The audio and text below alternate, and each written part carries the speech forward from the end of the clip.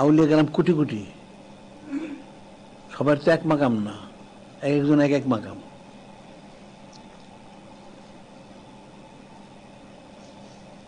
এই যেমন মুজাদ্দিদ আল উনি ফতোয়া দিলেন গাউসুল আজম বড় পীর সারা পৃথিবী গাউসুল ওনার নজরুল কম হয়েছে, তাই এটা কেমন হইল? বড় পীর সাহেব সারা পৃথিবী বড় পীর সাহেব গাউসুল আজম সবাই জানে মানে, তো উনি কারামত বেশি, আমাদের কারামত কম কেন? কোন আর নজরুল কম হয়েছে। রুহের মাকাম পর্যন্ত আসছেন, নামেন না, এই জন্য ওনার কারামত বেশি যায়, কারণ রুহের মাকামটা হলো সামানাজ ভাবের ঊর্ধ্বে। বাস ওনার ভিতরে কুফরি ফতোয়া তো দিলই, ওটার মধ্যে জড়িত ছিলেন আব্দুল হক মজিদ, উনি তো জড়িত ছিলেন, পরে উনি তবা করছেন। যাই হোক, এই যে বিষয়গুলি, তাহলে এখন এটার কি ফয়সালা? এটার কি ফয়সালা করবে? ওয়াইসাল কান্নি রহমতুল্লাহ আলাইহি তা ওনার সময় হাদিস শরীফ রয়ে গেছে, সাহাবায়ে কেরাম ওনার কাছে বলছেন, দোয়া চাইছেন, যুব্বা মোবারক হাদিয়া করা হয়েছে, এই মান থেকে আল্লাহ ওনার গ্রাণ পাওয়া যায়। আর মুজাদ্দিদ বললেন যে ওনার সমাজের মধ্যে ত্রুটি ছিল,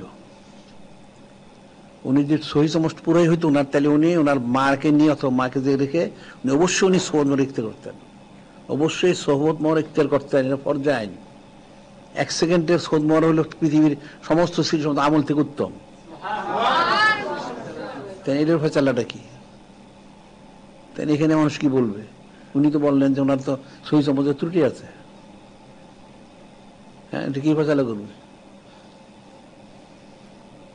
কাজে সহি সমাজের পার্থক্য আছে, সবার তো একরকম না, কম বেশি আছে। এরা তফসির হলে বুঝে ফেলাইব, উল্টায় ফেলাইব, করতে উল্টাইব, কঠিন বিষয়গুলি। এরকম অনেকের অনেক বক্তব্য আছে। মোহাম্মদ রাফি রহমতুল্লাহ দেখি ওনার বক্তব্য আছে, ওনার এক মুরিদ গেলে আপনি কোন মাকাম, তুমি মনে করেন আমি গাউসুল মজিদে বড়, আরো বড়, আরো বড়, সবাই থেকে আমি বড়, এরকম তো অনেক অনেক বক্তব্য আছে, বক্তব্য তো শেষ নাই। যিনি যেরকম বুঝছেন উনি ফতোয়া দিচ্ছেন।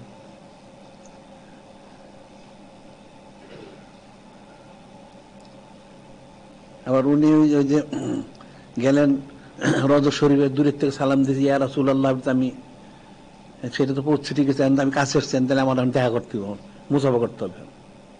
অথচ ওই মজলিসে বড় পিছনে উনিও ছিলেন, 90,000 লোক ছিল ওই দিন ওই মসজিদ নববী শরীফে, 90,000 লোক, বড় পিছনে উনিও ছিলেন। তখন তো নূরে মুজাসসাম ঠিকই নুরুল মাখরুদের ইয়া মুসাফা করলেন, 70,000 লোক ছিল সেদিন, বড় পিছনে উনিও ছিলেন, ওনার সাথে মুসাফা করলেন না। এখন এগুলি তো বোঝা কঠিন বিষয়গুলি। আল্লাহ পাক একজন এক একটা শান দিচ্ছেন, কিন্তু পূর্ণ শান কার? এখন সমস্ত কিছু মিলাইলে তো নূরে মুজাসসাম হাবিব উনি তো মূল পুরা, আর কেউ তো পুরা না, সে যেই হোক কেউ পুরা না।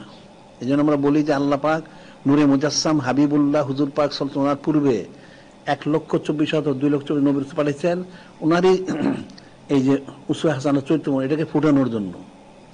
আবার ঠিক ওনার সমস্যায় প্রায় 1.25 লক্ষ সাহাবা কেরাম পাঠাইছেন, ওনারাও ফুটাইছেন, কোশিশ করছেন।